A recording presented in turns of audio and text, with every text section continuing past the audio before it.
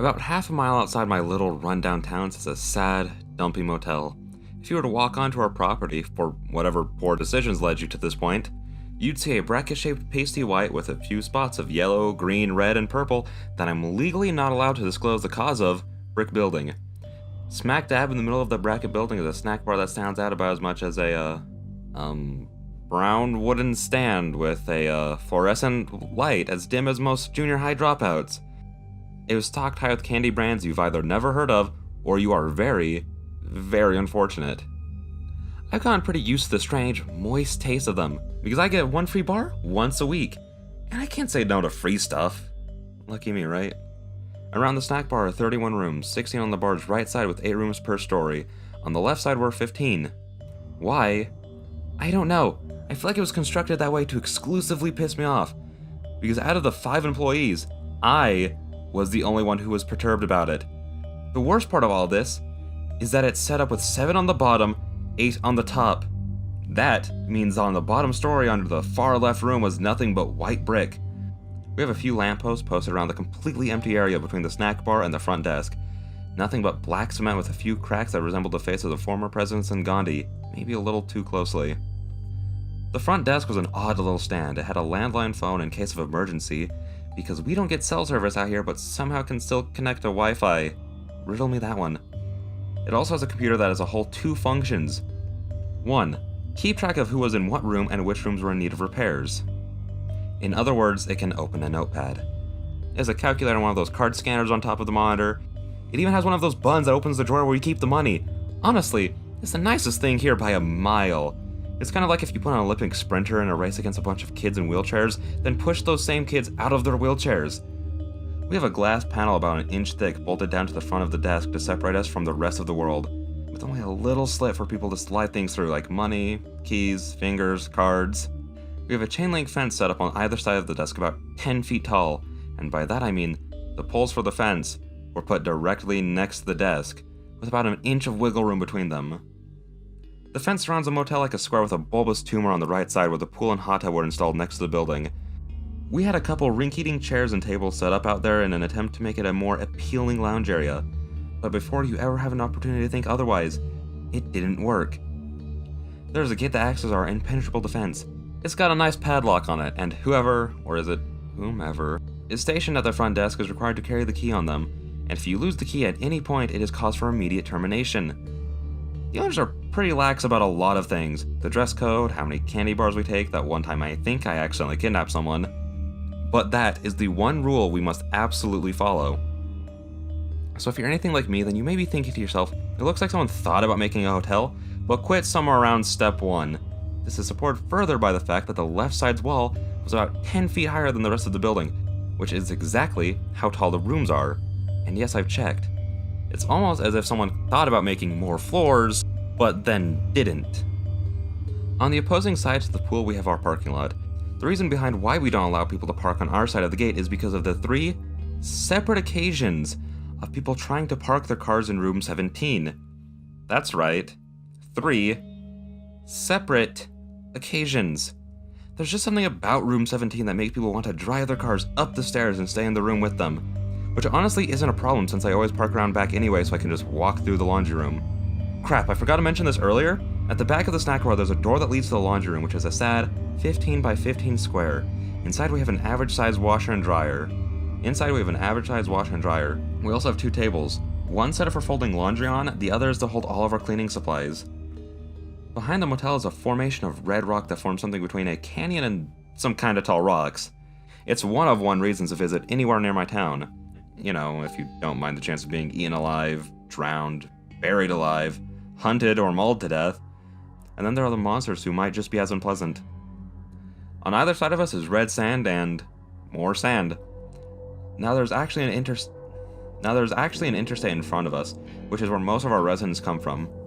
Usually it's just people looking for a place to stay the night or just freshen up before getting back on the road. Or just freshen up before getting back on their way to who cares where. Well, unfortunately, those aren't the only residents we host. A story about one of those kinds of people is what tonight's, or today's, I don't know, story I'll tell everybody. It was well into my night shift. The sun had set hours ago, which seems to be like the bat signal for freaks to come out. We currently didn't have any rooms occupied, but that didn't mean it had been a busy night. I mean, busy for my coworker Martina. She had to deal with a guy that tried to rent a room using a bag of goldfish, and not the snack that smiles back kind. A naked man that claimed he had been abducted by aliens. We get these all the time, but sadly for them we have a strict no shirts no service rule. It's really the only other rule that we have to uphold for some reason. No one knows why, and no one really has a reason to ask. Especially if it gives us a solid reason to keep even more people out of the motel. After that, a group of about 6 people of varying races, sex, and size. After that, a group of about 6 people who wore exclusively flannel shirts and nothing else came by, and without a legitimate reason to not give them the room, Martina caved and handed over a set of keys and let them in. Because, kids, partial nudity is okay as long as the bottom is showing. After that, the main event arrived. A short, stout man drove up in what looked like a Mercedes-Benz.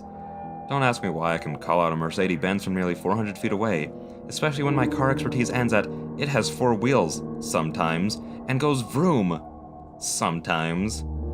He walked around to the front desk and started chatting with Martina. I couldn't tell what they were talking about, but it must have been important, because near the end of the conversation I heard the man yell, "The hell my plan do to you?" before immediately hushing back down to his inside voice. Or at least quiet enough that I couldn't hear them from across the lot. I looked up from the book I was reading because anything was more interesting right now. Eventually she handed a set of keys out to the man and let him in. He took his time walking across the poorly lit concrete. It was too dark to make out anything but his outline.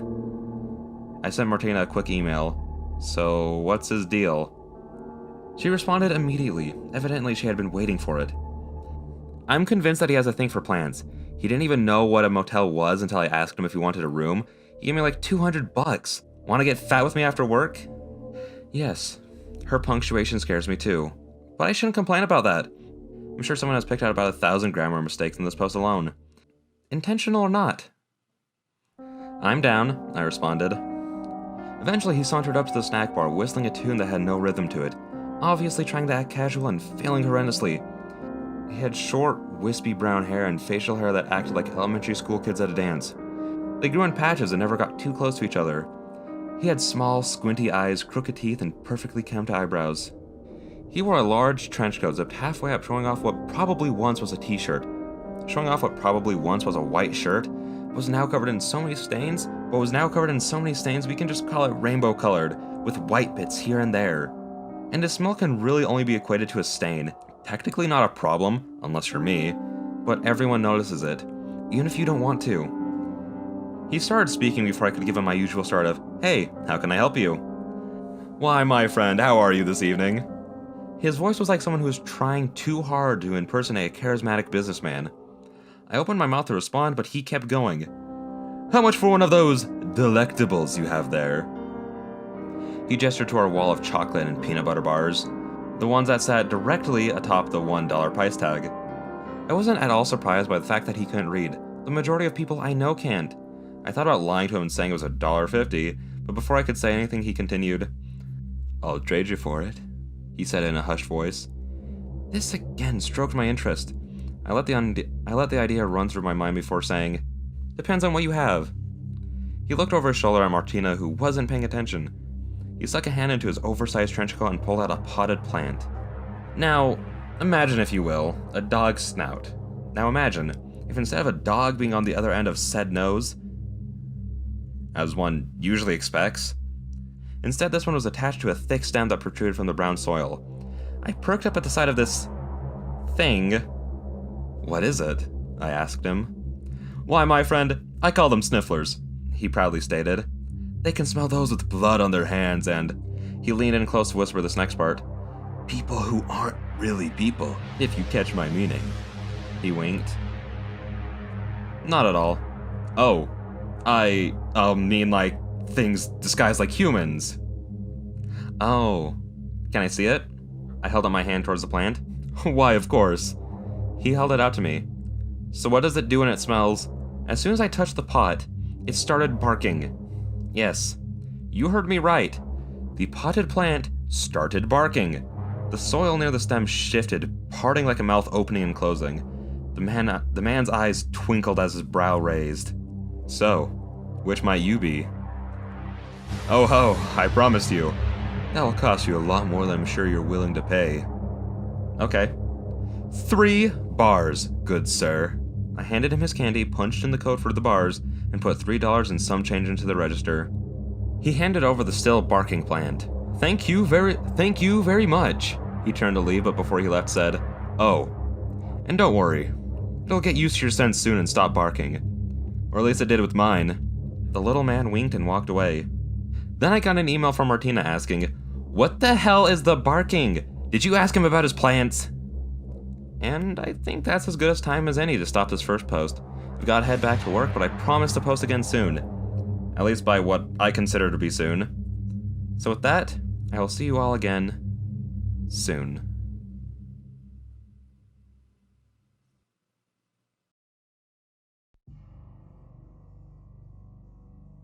Okay, there is some backstory needed for the tale I'm about to tell. I started working here in the early days of my senior year at high school. At first, and by that I mean 2 days, nothing weird had happened. Then, he showed up.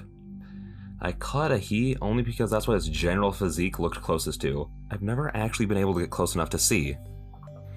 It was my first overnight shift. I was working the front desk, and the night was particularly slow. No people looking for a place to stay, no one out for a stroll, not even a single car had passed. But then, he appeared. And when I say appeared, it's as if he just phased into existence. I was busy reading a book, holding it right in front of my face, so if anyone was approaching, I would be able to put it down and give the potential customer my full attention. This was back when I cared if I was doing good at my job. I was just turning a page when a figure appeared just above where I was looking. I looked up immediately from my book and stared out across the street at the person standing there. He wore khaki shorts and a green or gray t-shirt. It's hard to tell since he always shows up at night. It looked like he was wearing some kind of backpack. He would have appeared to be any ordinary elementary or even junior high school student if it weren't for the smiley face emoji mask that he always wore. And because of said mask, we will refer to him as Smiley from here on out. I put my book down and gave him an awkward little wave, unsure of what else to do. Even though this was my first experience at the motel, I wasn't a stranger to paranormal activity, but at the same time, I had just assumed this was a local kid trying to mess with me. So after a moment of thought, I had just decided to stay in the safety of my little glass box and watch him from a distance. Then I found myself sticking the key into the padlock, but being stopped before I had a chance to turn it. My coworker Matthew had put a hand on my shoulder and gave me a little rattle. "Hey man, I wouldn't do that if I were you," he said, snapping me out of whatever kind of trance I was in. I blinked several times and looked around before I realized where I was. How did I get over here? It felt like a small chunk of my memory was being blocked or something. Matthew read the confused look on my face and said, "That thing? Never go to it. If it gestures for you to come over, do whatever you need to resist. It's almost got me a few times. But I find that pain is a pretty good resistant." That was only a week before Matthew went missing. His body was never found. It took about a week, but whatever was blocking my mind moved away and a few moments of forgotten time came back to me. While Smiley and I were staring at each other, he slowly raised his hand and waved me over. My mind felt instant euphoria. It was the happiest I had ever felt, as my mouth moved into an unusual shape around these parts. A smile. Something compelled me to get out of my seat and run over to the mask-wearing weirdo. Somehow, in that moment, I knew if I just went with him, I would become even happier, if that was possible. I had sprung to my feet and lunged at the door, key in hand and in a frenzy to not let this chance escape. Luckily though, in my mad attempt to open the door, I ended up fumbling with the padlock long enough that Matthew could snap me out of the trance. It sure is a shame no one ever found him. He was a good guy. This all came back to me while I was pouring milk into my cereal, which ended up all over my kitchen floor after the memory jump-scared me. Ever since then, Smiley comes back to the motel every couple of weeks, seemingly at random intervals, and always in almost the exact same spot. I started measuring just to make sure. He usually got spot on, but sometimes he was off by about a foot or less, depending on the day. And every time he showed up, we went through the same motions of him filling me with joy and trying to get me to come out of the motel. I, however, had taken Matthew's warning very seriously, and took to wearing about 5 black hairbands on my arm whenever I worked front desk. So as soon as he started gesturing, I could just snap them all. Even with all my preparedness, he almost got me a couple of times. He'd already have his hand up and waiting for as soon as I looked away from my book, and gesture as soon as I saw him. Too bad for Smiley, I'm incredibly clumsy, especially when duped up on happiness. So I tend to fall and knock myself out of the trance a lot. This time was different. He moved from his usual spot across the road to smack dab in the center. Not only that, but he never attempted to get me to leave, which sucks because I snapped myself as soon as I saw him out of habit. He just stood there, staring. So I stared back. I don't know how long we looked at each other through that glass panel that had a fingerprint just above eye level that I'm only now just noticing. It could have been a few minutes, maybe an hour. I don't know. I was way too curious to look away. Curious about his sudden shift in behavior. Curious about where he went after his attempts to trance me failed. I'd never actually been able to see him leave. Or so much as move, really. Something usually happened to distract me. But not tonight. I kept my gaze entirely on him, even when one of the residents came up behind me and just sat there, chewing a candy bar, obnoxiously loud. I eventually said something to the person when I got tired of the sound of poor table manners. "Can I help you?" "The hell are you staring at?" "The kid in the middle of the street." I gestured out towards him. The woman walked up right next to me, because apparently the owners didn't think we needed any type of separation from the people inside of our own gates. For some reason. Even with this unknown person right next to me, with her incessant chewing, I never let my gaze wander from Smiley, especially since I knew that this was one of the people who only owned shirts. That was the only option unless Plant Guy's voice dropped an octave or two. Nope. Still not seeing nothing. It took me a moment to understand what she had meant as opposed to what she had said. But then my mind latched onto the other odd part of her sentence. Why couldn't she see him? No one else has ever had problems with that. As far as I was aware, Smiley had taken at least 9 people, and they could all see him. But then the lady continued, completely ruining my train of thought. "You sure that head of yours is screwed on straight?" Then she grabbed the top of my head with her chocolate-covered fingers and pretended to turn my head, making a little squeaking sound, like she were turning a screw. She pulled away and started laughing.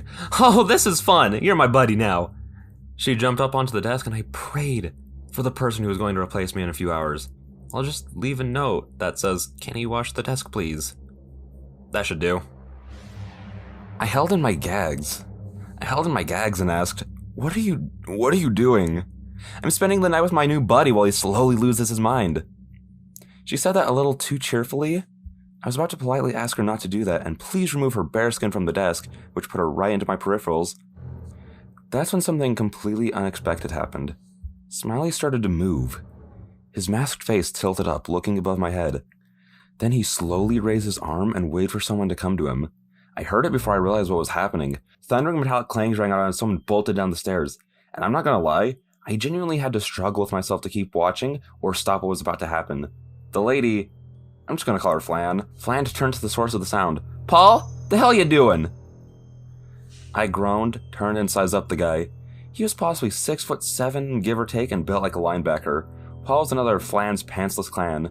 He crashed into the gate and it squealed under the pressure. He shook the chain link fence a couple times before turning his attention to the padlock.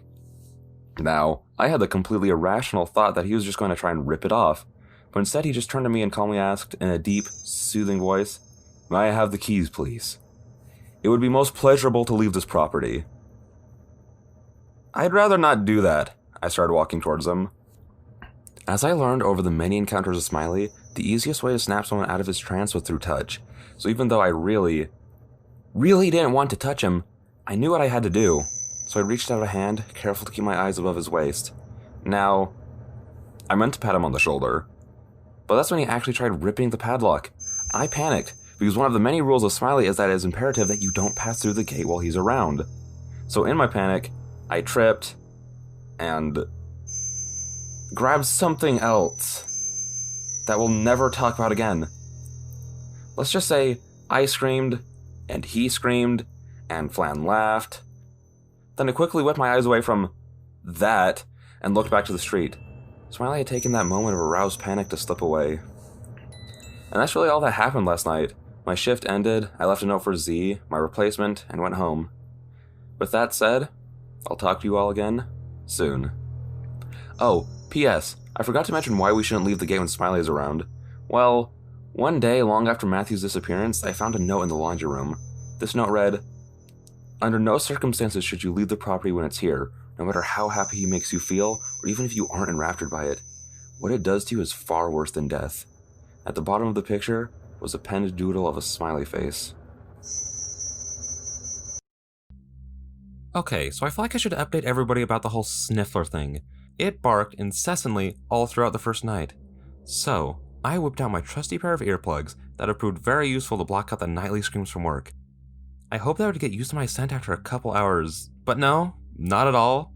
It actually got worse around 3 a.m., to the point that not only did it completely pierce through my earplugs, but it also woke up my neighbors who came over and started banging on my door. Then my living room window. Then my bedroom window. I only know the order of the events because they told me in explicit detail of how their night had been. Oddly though, the sniffler stopped barking once I opened my window to talk to them. They were not at all understanding of my new situation, although I can't really be mad at them. If I was told that my sleep was being interrupted by a barking plant, I would be pretty upset too. Then they threatened that if it kept happening, they'd burn my house down. So back to the work stories. This tale takes place 2 days after my first post. I was knee-deep into cleaning the bathroom of the plant guy's room. He seemed to just disappear. I got to work earlier that day and he was still there. I reached in and pulled out the keys to his room. And I think my reaction to the situation happened in reverse of how anyone else would handle it. Did that guy get in my pants without me noticing? How did he get these in there without me noticing? But back to his room. I was cleaning up some strange stains, a deep verdant green color. It plagued the walls, the floor, and the ceiling in little splotches. It was a slow, boring process as it was a fight to get the slightest amount up. After a couple minutes, I stood up to stretch, my poor, aching knees in need of some relief. I looked into the mirror bathroom and saw the reflection of a little girl standing right behind me. "Hi, Mason," she said. "Hey, Lucy," I said back. Her real name was Luciana, but I just call her Lucy. "Did you see what happened in here?" "No, he probably knew I was here, because I heard him doing something in here, but when I came to see, he covered up the mirror." She pouted. "He uncovered it right before leaving. Jerk!" She stomped her foot on the tile that wasn't in the reflection, but still caused a sound right behind me. For everyone that's confused by the sudden appearance of a little girl, allow me to explain. Lucy is a ghost that's been haunting the motel for a couple of months now. I don't know how she died. Never asked. Thought it might be a little touchy, and I'm fine not knowing. Now, for those not in the know, according to our resident ghost, they can only appear to people in full body apparitions in some type of reflection. Hence why in all the movie, ghosts always appear in mirrors. I mean, there's that, and it's a really easy jump scare. Anyways, they can also interact with anything outside of it or within their body's reach of the reflection. Hence how she can stand on part of the tile that's being covered by the sink. If we were to raise the mirror, she would probably have to stand on the sink to be in the reflection. Not only that, apparently she can also see out of any of the reflections within a certain radius. Now, ghosts can move around freely without bothering with reflections, but they can't interact with anything in any way. At most, you'd be able to feel that they're there. In all honesty, she's the best of the strange occurrences here at the motel. She's nice, has yet to try to kill me, and doesn't bark throughout the night. "Do you have time to..." she started to say before whipping her head around to look at the door. The almost naked people are leaving. Finally. "Thanks," I said before groaning and turning to leave the room. "I'll go get their key and then I'll be back." I left the room and walked over to the front desk, meeting the Flan clan there. I kept my eyes up the entire time, trying to look everyone in the face. Except for Paul. Once I got up there, Flan handed over the key saying, "It was fun, bud. I'll make sure to visit you from time to time." I smiled back. "Oh no, you really shouldn't do that." She laughed and said, "Nah, I got you," before her and her people turned and walked out the gates. As I was in the middle of returning the key to its rightful place and marking down that the room was in need of cleaning, lots of cleaning, a hand patted me on the back. "Hey Mason, what's up, man?" I turned to look at JJ, one of our 3 part-time employees. He is the type of guy to tell you a story about how he was hunted by Hispanic vampires while visiting Texas, and expects you to believe it. Though, with everything that I've seen here, and the fact he tells all of them with the intensity of 1,000 overzealous parents at their kid's basketball game, It's not hard to. He looks to be early 30s, maybe late 20s, with a full mustache and deep smile lines around the edges of his mouth. I can never quite place his ethnicity. He was a few shades darker than pale, with an accent I've never heard before. I haven't asked him where he's from. He's never pried into my life, so I respected him and did the same. Not much, just cleaning up some rooms. Did you just get here? Your shift started 5 hours ago, I responded. Did you not get my text? Oh, shit. Right. Sorry. I opened my mouth to question him further, but reconsidered it, electing to try and get him to go clean Flan's room. 'Cause Lord, I wasn't. But he must have taken my silence while I was thinking this through as an opportunity to tell a story. You see, I was getting myself ready for this morning and started on my walk to work. Wait, don't you live around 3 miles away from here? Yes, sir. Again, I opened my mouth but didn't ask the obvious why. Instead, I said, okay, continue. Well, you see, I was almost here when I saw something weird. There were these two guys, nothing weird about them except... He took a dramatic pause. They looked exactly the same.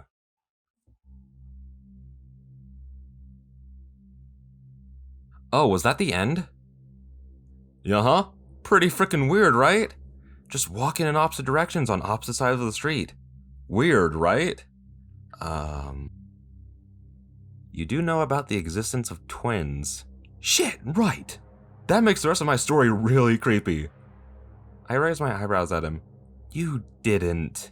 Yeah, I followed them around like all day. He laughed to himself. Just as I opened my mouth to chastise him about how he's lucky the cops weren't called on him, a familiar voice penetrated my eardrums, filling me with an unholy dread. Hey, dickbag, what's up? I turned to face Flan. Listen, I said you didn't need to. Oh god. When I turned to her, I saw that Flan and her entire clan were back, except this time instead of wearing exclusively shirts, they were only wearing pants. I kept my eyes trained precisely on her face as I stammered out, what are you doing? If you're back to spend another night, I'm sorry to inform you that you can only receive service if you're wearing a shirt. The hell would I want to spend a night here? I just want to get directions to the nearest gas station. I pointed down the road away from town and told them what exit to get off at. They all piled back into the cars and drove away. Well, that was weird, I said. Why is that? JJ asked. Well, they were here just barely, except they only had shirts on. JJ rested his cheek on his fist as he leaned against the front desk, and with the smuggest look I've ever seen said, Mason, you've heard of changing clothes before, right? I have a couple days worth of events to transcribe for you all, none of which were enough to make into their own posts, but interesting enough to mention. That is up until the last event occurred. January 22nd, 2020, 6 a.m. Sniffler stopped barking, finally, so I decided to bring it to work with me today. Put the pot in my cup holder for safe travel. 7 a.m. For some reason when I got to work, my set of work keys, which is literally just a pair of room keys because all of the rooms had the same lock, we just pretend that they don't, were covered in some strange green film. I wiped them off with some napkins. 8 a.m. The green film is back at concerning levels. 10 a.m. An old man who was wearing 7 pairs of sunglasses came by and got a room. He harassed Joshua at the snack bar for a bit before going back to his room. 1:30 p.m. The old guy just started screaming. I don't know why. Lucy came to talk to me in the screen panel, and according to her, he's just sitting there in a chair screaming. 5 p.m. The old man just stopped screaming, and according to my ghost informant, is just staring at a wall. But he's not my problem anymore. Time to clock off. Sorry, Martina. January 23rd, 2020. 10:30 a.m. The old man left today without saying a word. He just put the key on the front desk and walked away. 12 p.m. I went to clean his room and I found that all the light bulbs, from the lamp and overhead lights, were gone. I marked the room as in need of repairs, so no one could stay in it. But then I got curious. When the old guy left, he was only wearing a t-shirt and jeans, so I'm pretty sure I would be able to notice the bulging bulbs in his pants. I went to check some of the other rooms and found that they were similarly missing bulbs. Someone broke in here to steal our light bulbs? Along with being one of those oddly motivated crimes, I couldn't help but be impressed that someone managed to pull it off. I guess someone figured out how the keys work. I thought about emailing the police station, but decided that if someone is desperate enough to steal light bulbs, they probably needed it more than we do. Then I ended up spending the next 2 hours replacing the bulbs. 3 p.m. An older woman came and rented a room. She's in room 10. I don't know why I'm putting it down. I'm just bored. January 24th, 2020, 10 a.m. I thought I was going to die when a huge truck pulled off the road and parked right next to the front desk. A large man stepped out of the truck.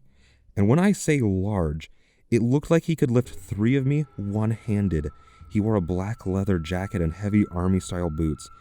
He had a chain through the loops in his jeans, a knife that bordered on short sword was strapped to his waist. His eyes were a dark brown which complemented his full beard. A nasty scar sat on his left cheek.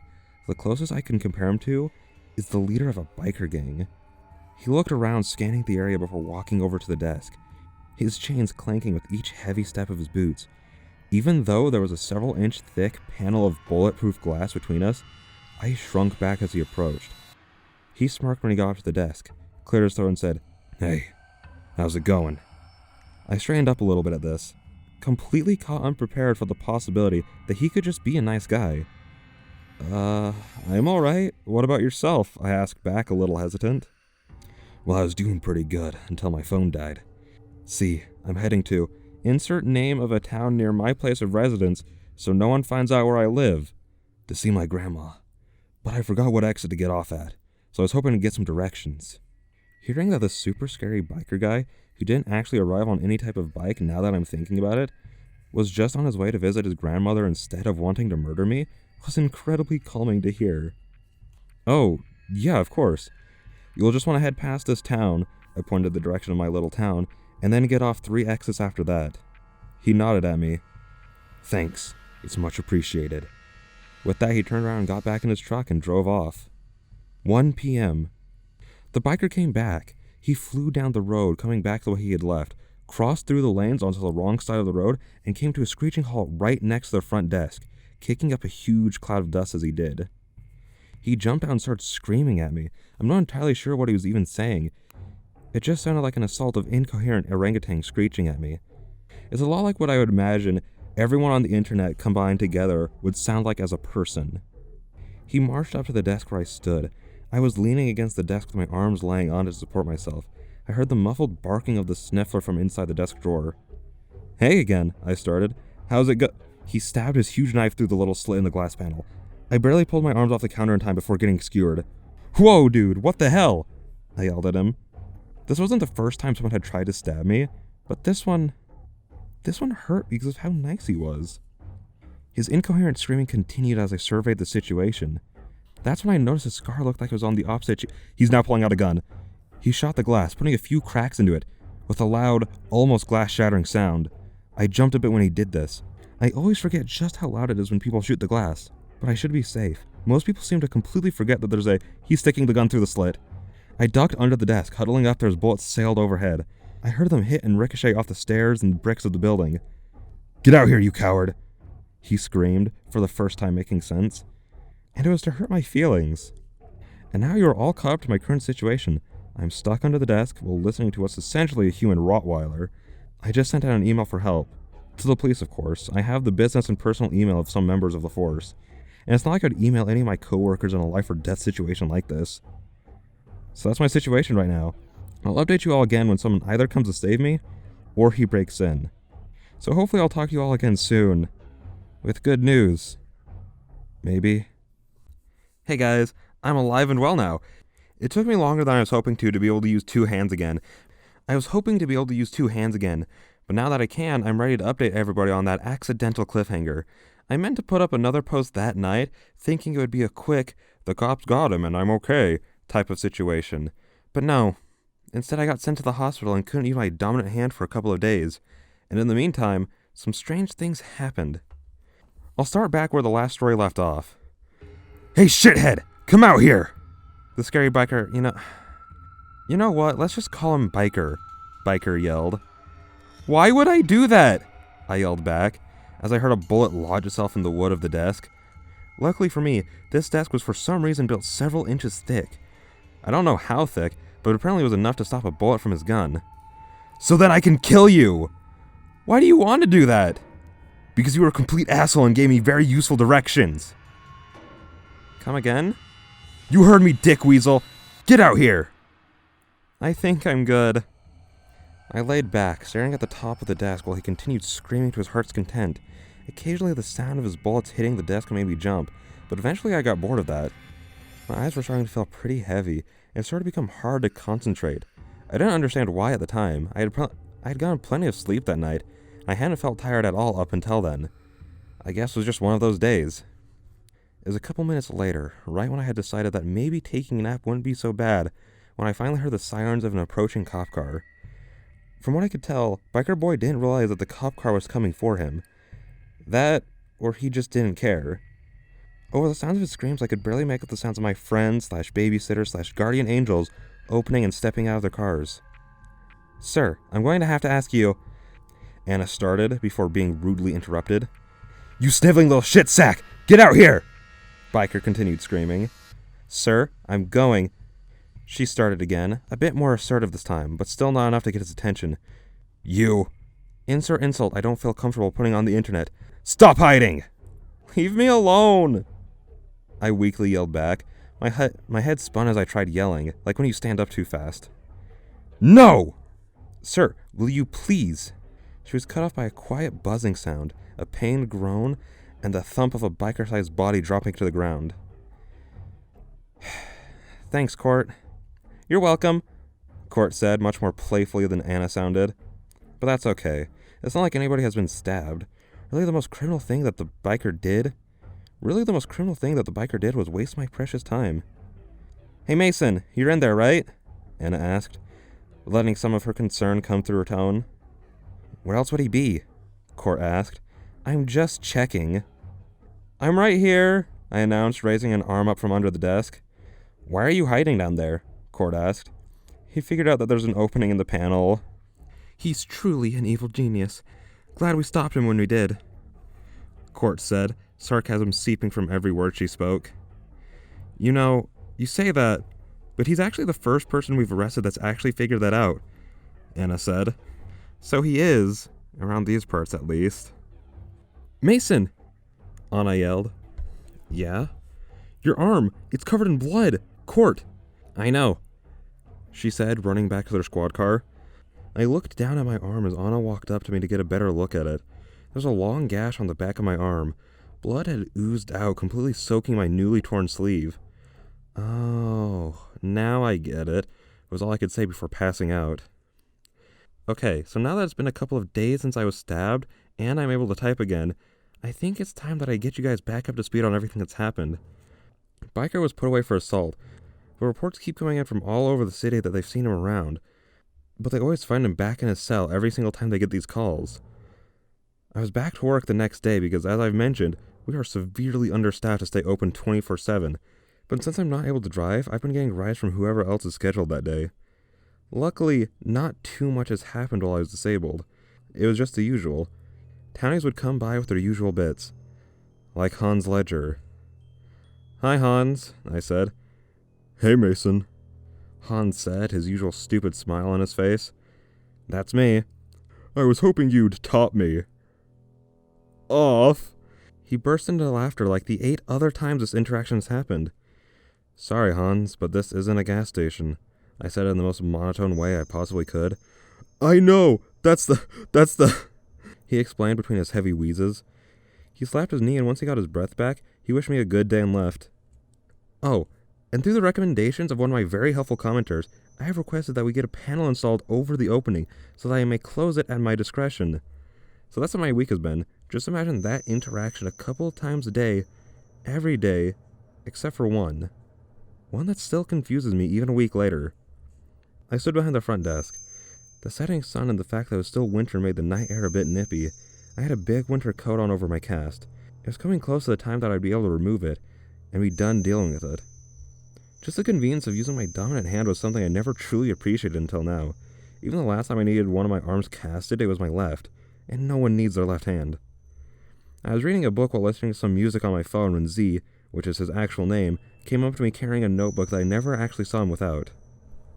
Z is Matthew's brother, and you may be confused as to why he would continue working at the place where his brother went missing, but hopefully this conversation will enlighten everyone. "Hey, Mason," Z said. "That's me," I replied. "Listen to this. Do you remember when we saw those goats the other day?" I thought back to the events of 2 days ago when Z and I had come into work and found what I believe is a I thought back to the events of 2 days ago when Z and I came into work and found what I believe is the farm's entire stock of goats littered around outside the gate. After inspecting the goats, we noticed that every one of them had bleeding puncture wounds in their necks and seemed to have been drained of all their blood. Or at least that's what we assumed by the fact that they looked like deflated balloon animals. We joked about the fact that there was some goat vampire going around, but then Z suddenly brought up the chupacabra, which was a pretty good theory. But after we replaced the night shift, who both said that they didn't see anything, we emailed Anna to see if they could take care of this. She and Court were not happy. So now that all the backstory is out of the way, let's get back to the current story. That also happened in the past. Yeah, what about it? I asked, raising my eyebrow. Well, I think we were wrong about what did it. He handed me his notebook, which was already opened. I looked down to see that he had printed out and taped a picture of a decrepit arm bursting out of the ground. The image was surrounded by a lot of writing, little offhanded notes, nothing longer than a sentence. Too bad his handwriting is completely illegible. You think zombies did that? I asked, taking a wild swing at what I thought it was. No, he said, gesturing to the top of the page where a single blob of granite sat, which I assumed could be a word. Can't you read? No, I've told you before that I'm illiterate. I have these books with me all the time to make people think that I can. Oh, right, dude. Sorry. He took the notebook back from me. Here, let me read it to you. He cleared his throat before reading, Strigoi, zombie-like vampires that hail from Romania. You think Romanian zombies left all those goats? I asked, while fist bumping in my mind. Not exactly. They're basically people that die before their time and are brought back and act like vampires after that. Like, you know, the whole sucking of the blood thing. All right, then. Why do you think that we're dealing with the Romanian vampire zombies instead of the chupacabra? You know, the monster that's known for sucking goat blood. Because I found a bunch of goat tracks and what looked like human tracks out in the red rocks, near where it looked like something or someone's were dug up. He said, doing his best spooky voice. Excuse me, a voice interrupted. I looked away from Z to regard the newcomer. He was about my height with short, neatly trimmed black hair. He wore a thin black coat over a white t-shirt and dress pants that looked like they had just had all the wrinkles ironed out recently. Oh, sorry, are you looking to rent a room? I asked. Oh, sorry, are you looking to rent a room? I asked. No, thank you. I was hoping you'd be able to help me get in contact with the owners, he said. He has an English accent. I can give them a call for you if you'd like. I picked up the phone off the receiver. Thank you, but that's all right. Would you be able to give me their number? I was taken back by his politeness. I'm sorry, but they don't want people calling their personal phones, and they don't have a business phone. Do they perhaps have an email that I could contact them by? Not as far as I'm aware. He couldn't hide what looked like a mixture of shock and disappointment. Well, all right then. Is there any way to contact them? No. They like it when they can contact people, but not the other way. Very few people can talk to them when they need to. If you're looking for a job, I can help you with that. I'm actually a manager. I doubted that he was here for that. By the looks of his outfit, he made way more than I could pay him here.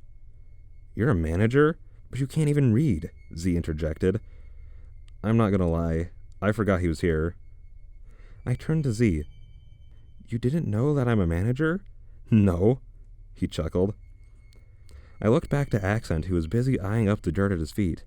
I could tell from the look on his face that he was wrestling with something in his mind. He looked back up to me and said, I appreciate the offer, but I'm not currently looking for a job. He pulled a card out of his pocket and slid it through the panel. If you could, would you mind giving them my card? I would really appreciate it. I can do that for you. I picked up the card. It was a pleasure talking to you. To you both. He nodded to us and started walking away, down the side of the road in the opposite direction of town. I looked down at the card, reading it. David Evans.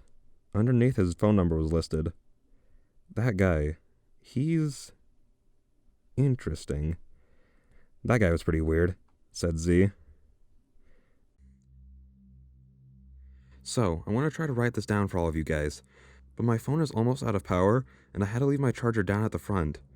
So we'll see if I actually get this out in time. Currently I, Martina, JJ, Z, Joshua, and David are all locked in room 15. We currently have a group of what I can only describe as bipolar, overzealous, religious nutcases knocking on the door to our room. And no, this is not a commentary on anything. It's just the best way to describe the situation. With that lack of understanding out of the way, you may be asking yourself how we got ourselves into this situation. Well, to be completely transparent with you guys, I have no idea. But maybe from posting the story, someone out there might be able to clue me in. You guys tend to have good ideas. It started off as a strange day, but not the usual strange days that we have here at the motel. I mean, it was strange by the abundance of people that were there when I arrived for the night shift. There were 2 of what looked like party buses parked outside the gates.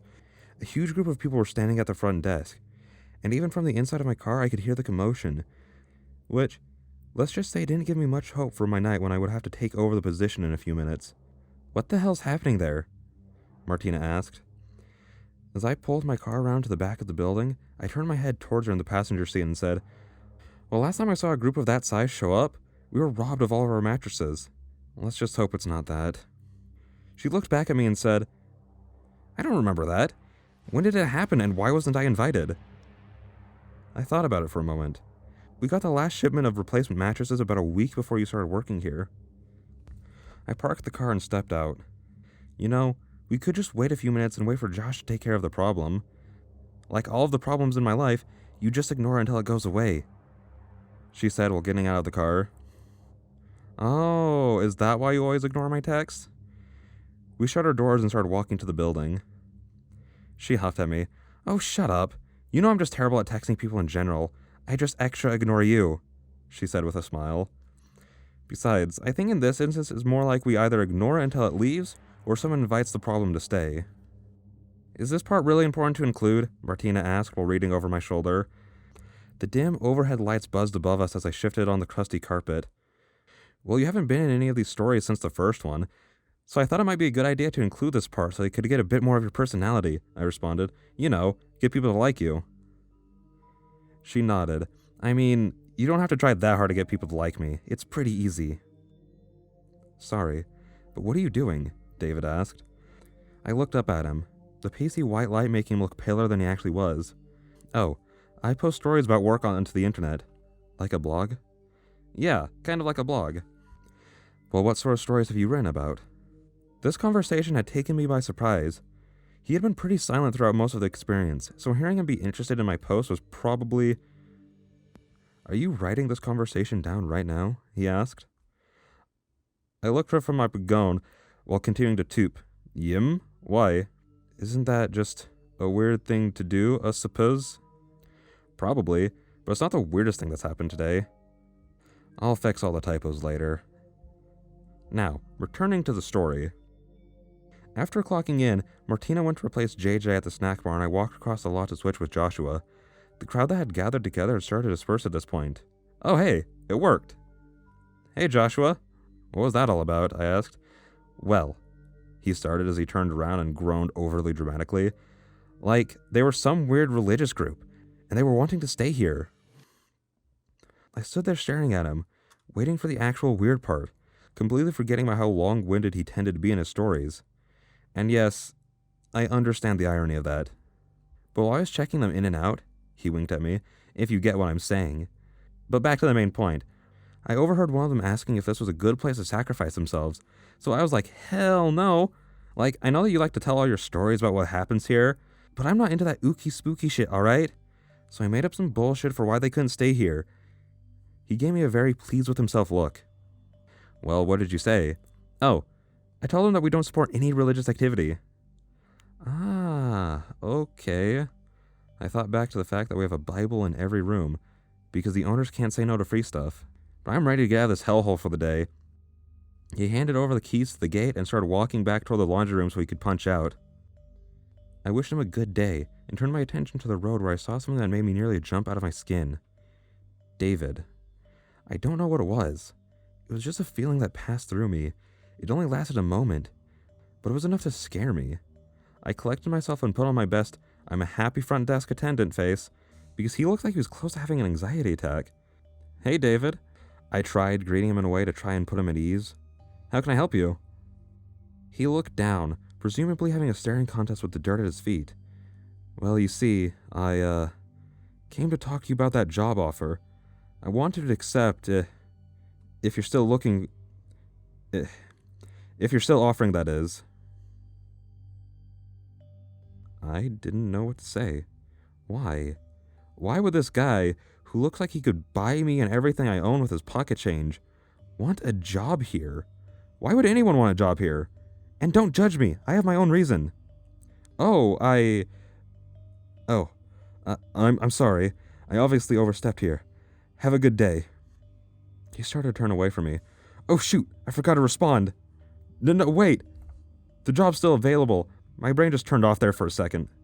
He turned back to me with a look of such pure, genuine sadness that I thought he was about to break down. I'm so sorry. Are you okay? Oh, I didn't mean it like that. It was a joke. Oh, alright then. He started turning away again. Wait! No, I meant the brain part was a joke. The job is still yours if you want it. He turned back again, looking slightly brighter than when he first arrived. Thank you so very much. I opened the padlock to the gate and stepped aside to let him in, but he just stood there, waiting. Come on in, I said, trying to sound casual as I could, trying to not let it show that I had no idea how to handle this guy. Thank you. He nodded and walked in past me. I couldn't help but compare him to a vampire in my mind. Actually, wait a second. He was here that day Z and I found the goats that had been drained. Not only that, but he just appeared out of nowhere, and he gave me that really strange feeling. And I don't know a whole lot about vampires. I've only met one before, but I'm pretty sure that she was just lying about that. Long story, don't ask. Did I let a vampire in here with us? If he is, movies built him up too much. Look at him.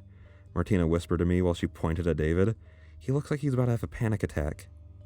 David was white-knuckling the bottom of his shirt. His face had gone pale not long after we locked ourselves in here. I was starting to feel sorry for him. All of us here, except for Josh, who was currently having a panic attack in the bathroom, were all pretty desensitized to the weird and dangerous stuff that happened here. But David. Poor David. This is some pretty intense stuff to start off on. But we were all, except for Joshua, pretty desensitized to helping people who aren't used to this stuff get through it. David noticed us looking his way and returned the look.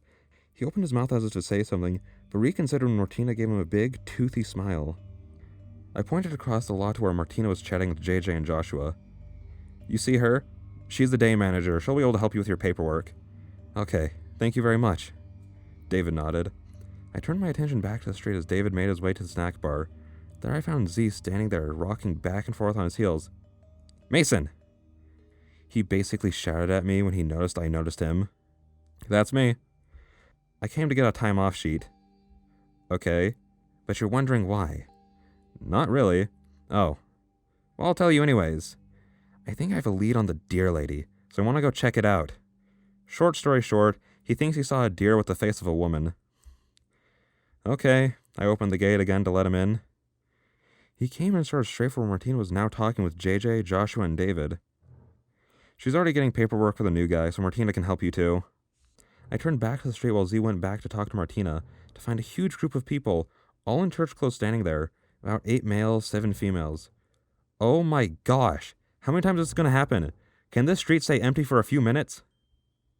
Hi, how can I help you? I asked, returning to my place behind the front desk. I made the mistake of taking my eyes off the group as I took notice of the bus that I assumed they arrived in. Wait, how did they sneak up on me in that bus? Right as that thought passed through my mind, a big guy at the front of the group shot his arm through the open panel and grabbed a hold of my wrist. What the? My yell was cut off as he yanked me forward. My elbow slammed into the desk and I felt a shift in my shoulder. I reached out and grabbed a hold of the phone and slammed the receiver into his hand. His group loosened just enough for me to pull myself free. What the hell? I yelled. I heard the stirring of the group of my coworkers behind me. Listen, the big guy started. We need to sacrifice somebody to our Lord. Excuse me? Our Lord requires a human sacrifice on a bi-monthly schedule. Otherwise he'll come forth and rip this world asunder. Will you allow yourself to come upon his grace and be his willing sacrifice? No! That's stupid! Okay, listen. You're being really selfish right now. Screw you! Sacrifice yourselves! What? No, that's weird. This whole thing is Screw this, one of the churchgoers said, reaching into the bus. He pulled out what looks like, from what someone who knows literally nothing about guns, a hunting rifle. Well, that's not good. We may have bulletproof glass, which I don't think would be able to take more than one shot from the rifle, but the chain link fence isn't going to do anything to protect us from a bullet. I turned to start running and yelled, "Guys, get to a..." Slam! I ran right into Martina, making us accidentally headbutt each other.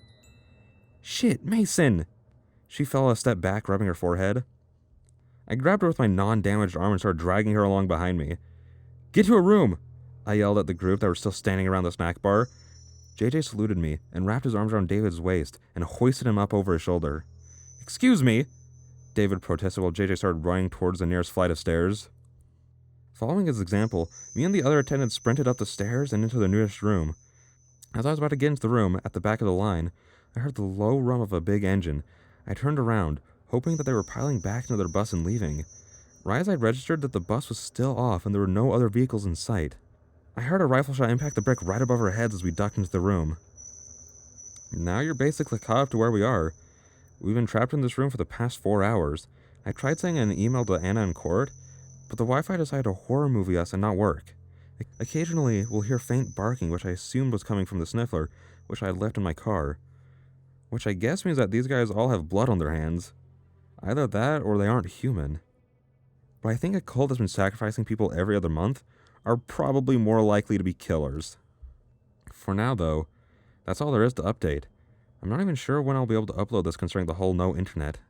But until then, I'll see you all again soon. Okay, so I was just about to put my phone down when something happened. We're all sitting around listening to the cultist. Zeke had fallen asleep in a chair. JJ had sprawled out on the bed, doodling with a notepad and pen that we provide. Martina had fallen asleep leaning against me. David had finally started calming down, and I was just about to go back through the post to look for spelling errors. It's starting to look like any other kind of lockdown at the motel. That was when the cultist's shouts turned to screams. Everyone woke.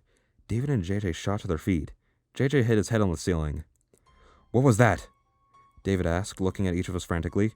Great. He's freaking out again. We all stood and instinctively moved to the window. "The hell?" JJ voiced what we were all thinking. Blood, guts, and shredded bodies littered the grounds outside the gates. Some entrails managed to intertwine themselves around the chain links, making what looked like a helix of metal and organs. Blood had splattered against the glass panel, and on the front desk near the panel, the bodies looked like someone had taken a rake of swords across each one of them. Some of them seemed to have been thrown after being cut by the thick droplets of blood that led away from some of the bodies. I started counting. 9, 10, 11. Where are the other 4? More screams rang out behind us as the sniffler went ballistic. The sparks pierced through the building over the sounds of screams, which soon stopped as soon as it started. With the screams gone, the barks only came through much louder than before. We all stood in silence, taking in what just happened. "I'm not cleaning that," said JJ. "Oh, hey, it uploaded." Oh, shit. The email went through right as the screaming started.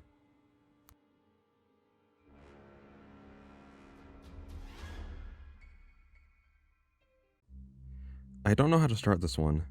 A lot happened and I still need to process how I'm feeling, which is certainly different for me. Nothing that's happened at the motel has affected me to this degree in a long time. I thought I had completely desensitized myself to all the strange occurrences here, but I was wrong. I'm currently lying in a hospital bed typing up my account of the situation. So don't worry, I survived, obviously. How would I be typing this up if I wasn't alive? I mean, after tonight, I guess anything is possible. "What do I do?" David demanded. I assumed that he meant we, but I decided not to correct him on it. Now didn't exactly feel like the right time to remind him of how he's not the only person here. "Yo, Mason," Z started. "What's the plan? I was feeling pretty safe, but now I'm just curious and want to get out there." I looked in his direction, ready to lay out a potential plan, but stopped when I realized what he said. I pointed at him and said, "Z, sit. Stay. Last time we went out during lockdown, you almost lost your arm. The best thing we can do is wait for whatever it is to leave. As long as we're in here, we're safe." I pulled out my phone and started typing another email to Anna in court. I realized that someone or something that slaughtered over 15 people in a few minutes might just be a bit above their pay grades. I say with the utmost respect for everything that you've done for me and this community, and you've both helped me get out of countless near-death situations. I'm just putting this out there because I'm aware that you now read these. I informed the others of what I was doing, which was met with disagreement and agreement. You don't want the police to save us? Asked David. Do you just want us to wait here until whatever it is decides it just wants to kill us? Asked Joshua, along with the sound of the toilet flushing. Good idea, everyone else agreed. Listen, David, you're new here, I said. This kind of thing isn't that abnormal. We've all, except for Joshua, been locked in the motel almost a dozen times, so if we just stay put, I shot a look at Z, we'll survive. Nothing's ever gone in here before, except for the times when we let them in. David paled just a bit when I said that, but nodded his head. Okay, that's good. But why? Why would we be safe in here if there's something out there that can do that? I didn't have an answer for that. I didn't really know why it works, but it does. Basically, every time we've locked ourselves inside the room, the people tend to try and climb the gate and fail. If by chance the person that forces us to go into lockdown is inside the gates already, they seem completely unable to get into the rooms. Whether it be they fail to pick the locks or they just fail to break down the door or window. People just seem to not be able to get in. So that's exactly what I told him. For some reason, this explanation failed to satisfy him, but he resigned himself to not getting a better answer. The hell? Martina mumbled under her breath. She was squinting, looking at something through the window. I looked in the same direction, following her line of sight. It took me a moment to realize what she was looking at, as all I saw was the cracked concrete. But then I saw it. It looked as if the space itself was shifting, as if we were looking at the lot through a distorted glass. But then the distorted shape moved, returning the space I had been in back to normal. The shifting space moves closer and closer to the set of stairs. What is it? Z asked, with a little too much excitement in his voice. Now everyone, except for Joshua, was crowded around the window, watching it. The shifting space reached the bottom of the stairs. I've never heard of anything like that. Creatures with invisibility are super common, but nothing like this, Z explained. It could just be our eyes being weird. It's the lame answer, but it's Ting! Martina was interrupted by the sharp metallic clang, followed by the metal winding under pressure. We all froze as we saw the bottom step give under something's weight, bending slightly. Then the next step bent as another sharp clang rang out. Then the next, then the next, then the next. Until whatever this creature was stood right outside our door. Only now I could see that the space itself was shifted, almost to fit a shape. It was vaguely humanoid, with proportions that were just wrong enough to make it unsettling to look at. Like what most beginning artists turn out when they try drawing a person for the first time. We all stood there, staring at the shifting space person, when the space that I assumed to be an arm raised up above its head and came crashing down against the door. Our wooden shield creaked and gave in slightly, but still it stood strong. The creature let out a hideous shriek, like that of a cage of monkeys being tortured. We all covered our ears, trying to keep our eardrums from shattering. It slammed its fist into the door a few more times. I thought it was going to break it down, ending our door's perfect protection record, but still it held on. The group let out a collective sigh of relief, except for Joshua, who I think I could hear crying from the bathroom. I checked my phone to see that the emails hadn't been sent. Great! That means that Cora and Anna are probably on their way here right now, with this thing standing outside our door, and no one even knows what it is. I relayed this concerning bit of news to the group. Okay guys, huddle up, JJ announced. Joshua, get that little tush of yours out here right now. We have to figure out a plan to get rid of the universe's dicey space, before it goes slicey on the only useful officers this town's got. So, Mason, what's our plan? Wait, why should I have a plan? I asked. Because you're our dependable manager who's never let any of us down and always has a plan to fix our murderous problems. Okay, only half of that is true. So you aren't the manager, I knew it, Z exclaimed. Not that half, the other one, I explained. Why don't you think you're dependable? Martina asked, sarcastically. By this point we were all huddled around. Even Joshua had finally come out of the bathroom. I had my back to the monster while all of my coworkers' eyes were on me. I resigned myself to be the only one who would try to come up with a plan. It's not an unusual situation, but most of my plans end after I send out an email. I started running through scenarios in my head of what we could do. How did that thing kill them? It's pretty hard to see, so it could be possible they just snuck up on all of them, and it might not be that dangerous without the element of surprise. But then why would it let us know that it's here? And it has to have some kind of bladed weapon or claws that it's hiding, after how it tore those people apart. But what do we have to fight it with? There's the bedside lamp that we could use as a club. We could tear down the shower curtain liner. I don't know what for, but we could. It would be easier to actually come up with a plan if we actually knew what this thing was. The only clues that we have to go on is that it's fully capable of killing many fully grown adults, and that the space it's occupying is distorted slightly. It kind of looks like one of those weird mirrors that you'd find at a carnival. Wait. What if... Hello, Earth the Mason. Martina snapped her fingers in front of my face a couple of times before she finally got my attention. Yes, what are we talking about? Well, we asked for a plan and then you just completely spaced out. Oh, right. I think I have a plan to figure out what it could be. Lucy, you there? I asked the open air. I'm never not, she announced from the restroom. Joshua and David jumped at the sound of the little girl's voice. Good. Can you go stand right in front of the door? You want me to go outside? With that? I felt bad asking the little girl to go outside with the murderous monster, not something that anyone should feel good about, but as far as I knew, she wasn't in any danger. She's always been able to touch while being unable to be touched. You'll be okay, won't you? I mean, yeah, but it's creepy. I guess I'll do it for you, though. Thank you. Who are you talking to? David asked, filling the silence while Lucy moved. My favorite ghost, I responded. A moment after that, we heard a muffled voice of Lucy coming from the other side of the door. We all gathered around the window once again and peered out to see the warped images of a little ghost looking back at us. I feel weird, she yelled. It looked like she was trying to put her hands on her hips, but kept missing because of her slightly altered proportions. The monster took several swipes at her with its elongated fingers. To no result, though, outside of changing her image. You can come back in now. She silently slipped back into the room. David shifted uncomfortably, moving his eyes in a line from the door back to the bathroom mirror where Lucy reappeared. So care to share what the point of that was? The point, I started, was to prove that whatever this thing is that it's reflective. Its skin is like one of those mirrors that warps the image. That's how I was able to sneak around. You wouldn't notice it unless you were paying attention.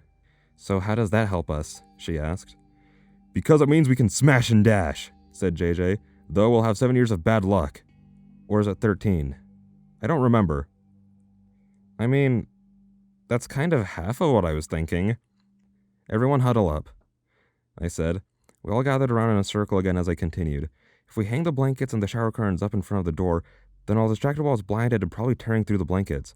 I'll make as much sound as I can while you guys go out through the window. I'll follow after you once you guys are all out. Once we're down, we need to get back to where my car is. It's a lot closer than the other vehicles. Then, once we get far enough away to have internet back, we spam the officers, telling them to stay away.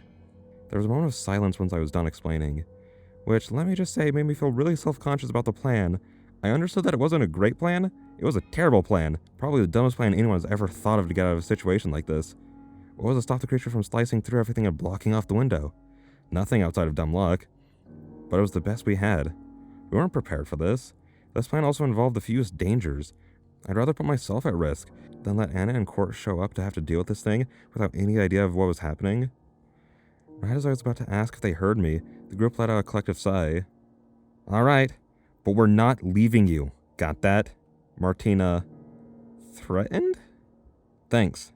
I fished my keys out of my pocket and handed them off to her. Get the car started and leave the passenger seat open so we can get away.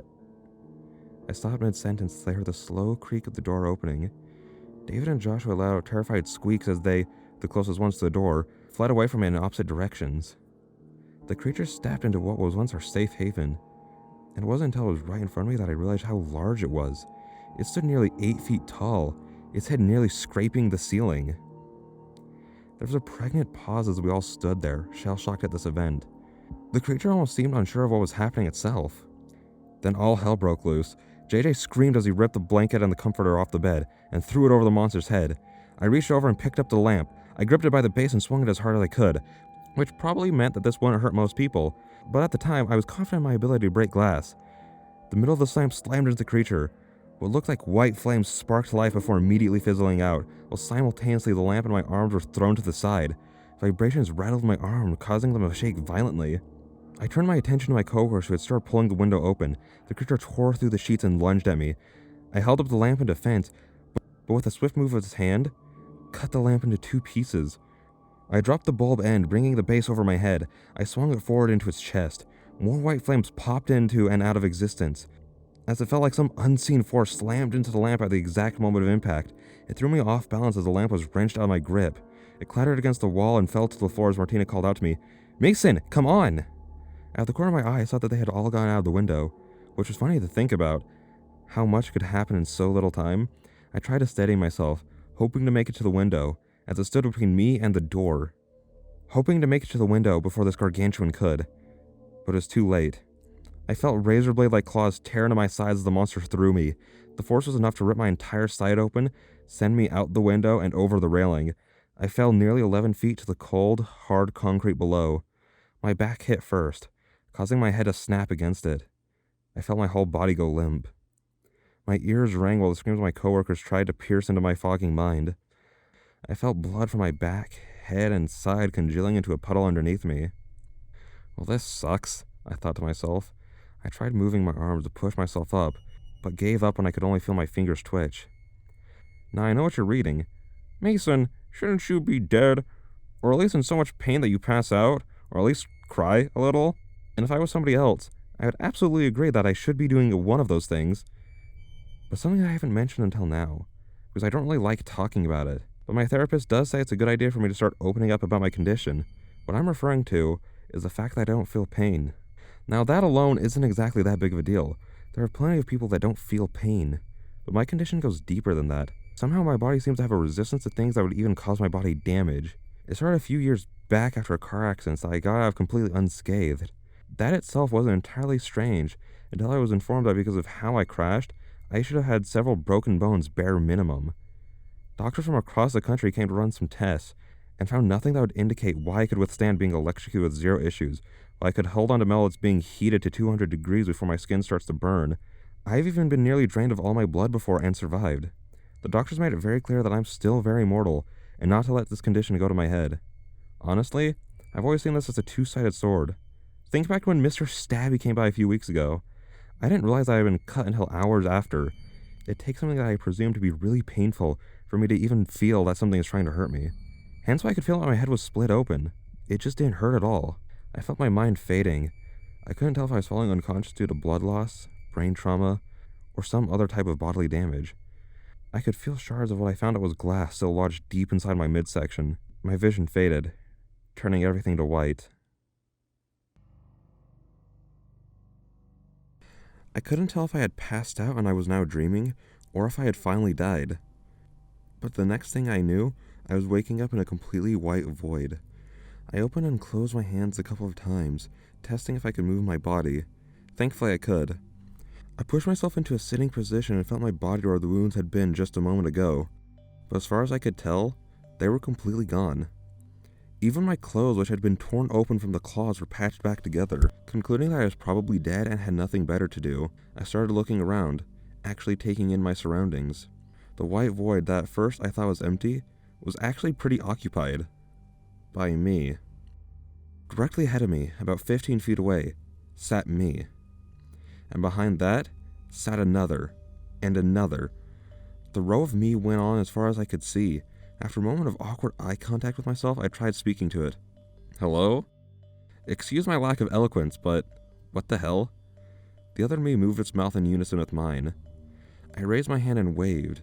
An assembly line of hands raised and waved back. And I looked to my left and right, where there were lines of me leading away in both directions. Both lines mimicked my moves, making them look away. The same thing happened when I looked over my shoulder. A row of me looking behind them sat there. Enjoying yourself? I turned my head back to look ahead at the person who had just spoken. In front of me sat a man in one of those nice, cushiony chairs. He wore a fancy white suit jacket, white dress pants, white undershirt, and a red rose was pinned over his breast pocket. He had platinum blonde hair put up into a humble pompadour. He looked to be in his mid-20s and had a very young CEO vibe about him. His eyes seemed to be pools of constantly shifting colors. One moment bright blue, the next moment they were the deepest brown I had ever seen. Sometimes they lost all color in general, the iris turning into a reflective surface around the pupils. I looked around the chair, trying to see if he had been put into the rows of reflections, but somehow, he just wasn't there. I just saw the same rows of me being reflected. He started tapping his finger against the arm of the chair impatiently, as he waited for my answer. "Oh, sorry, I forgot what we were talking about. What did you say?" I asked. It wasn't until the day after this conversation that I remembered what he had asked, because he didn't repeat himself. Instead, he continued tapping the arm of his chair in a very impatient manner, as if he were trying to tell me that he had better things to do than whatever this was.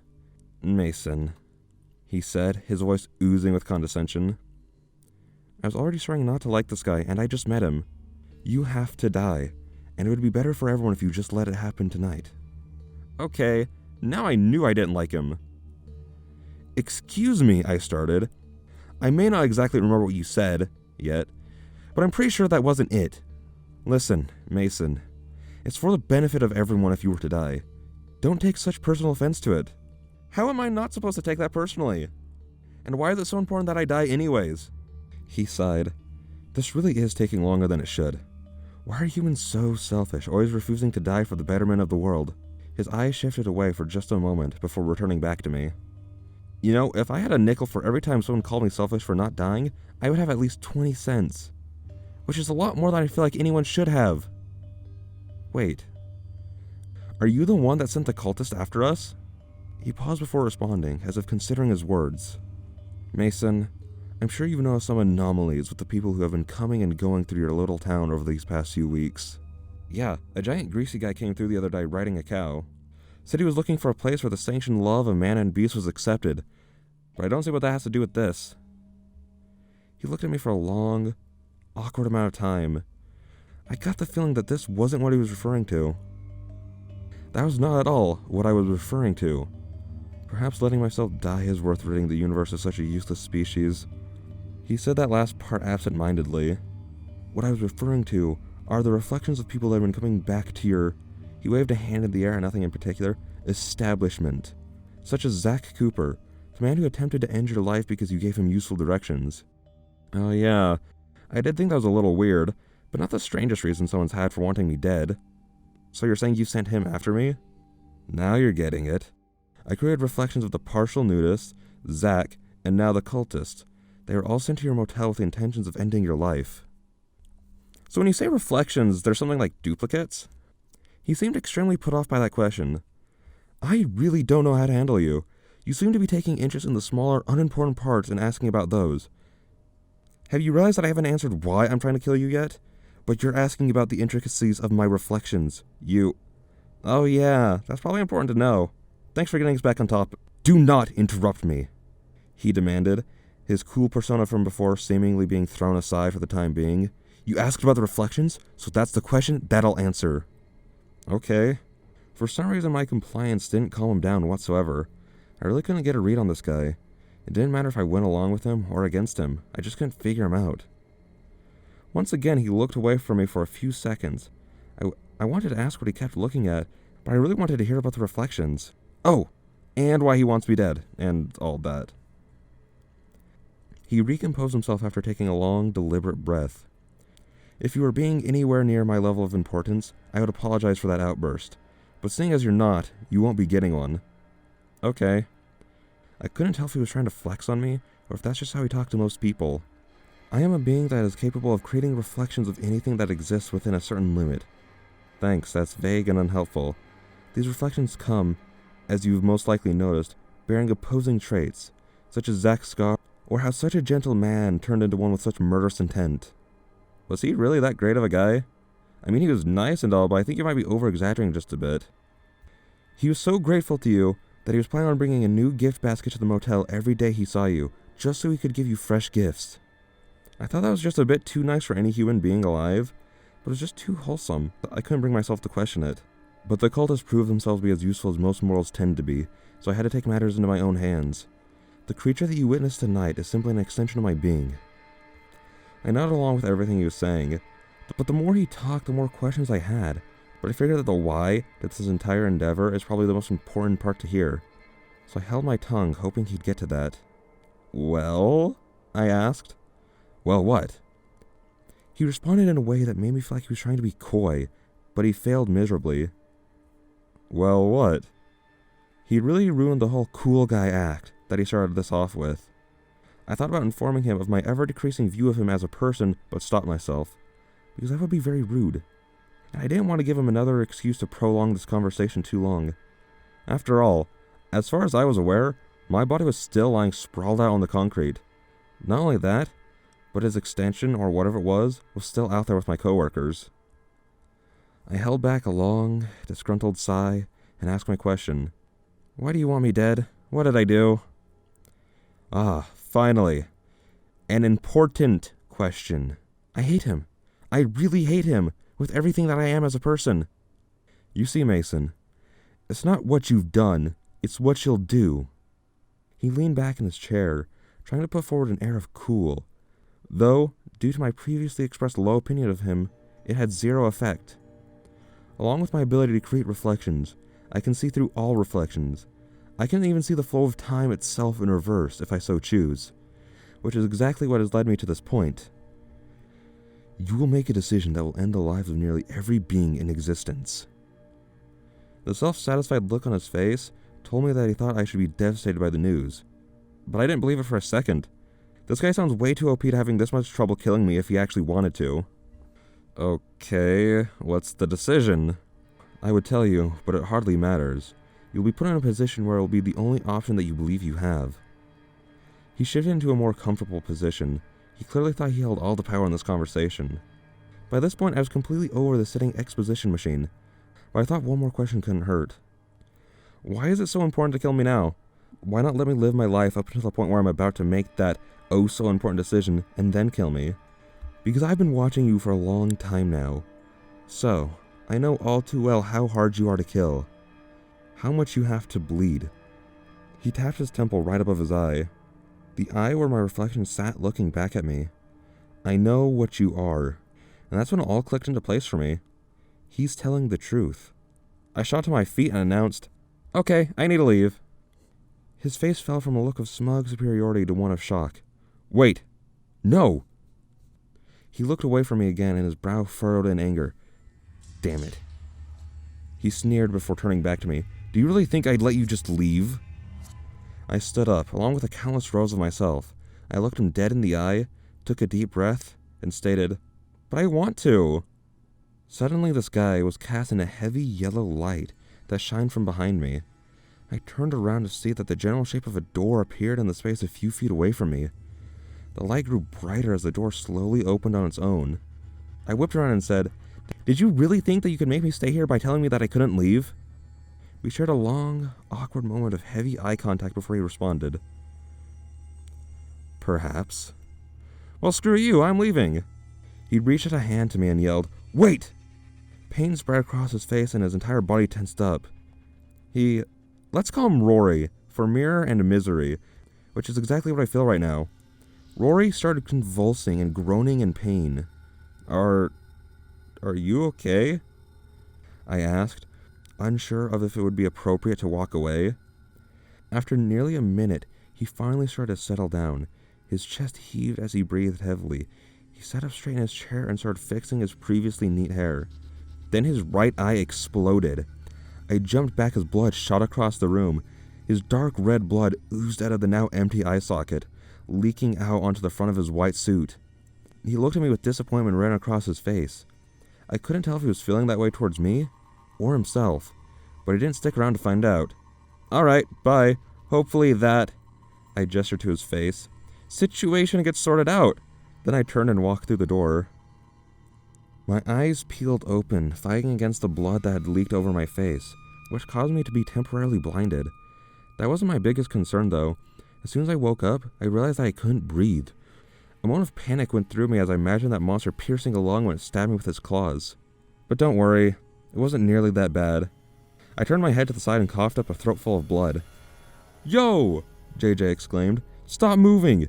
It'd be real weird if I accidentally fingered your stomach." He chuckled to himself. "Hold still," Martina said, as my face was suddenly being smothered with a wet cloth. After a minute of gentle wiping, the blood was cleaned from my eyes. All the while, I felt JJ's surprisingly delicate fingers picking out all the shards of glass, only using the tweezers when picking out the incredibly small pieces.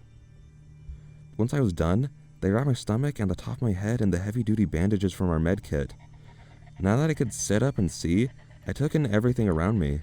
All my coworkers were covered head to toe in small cuts and scrapes, which they were in the process of bandaging. There were new cracks in the ever-expanding web that ran through the lot.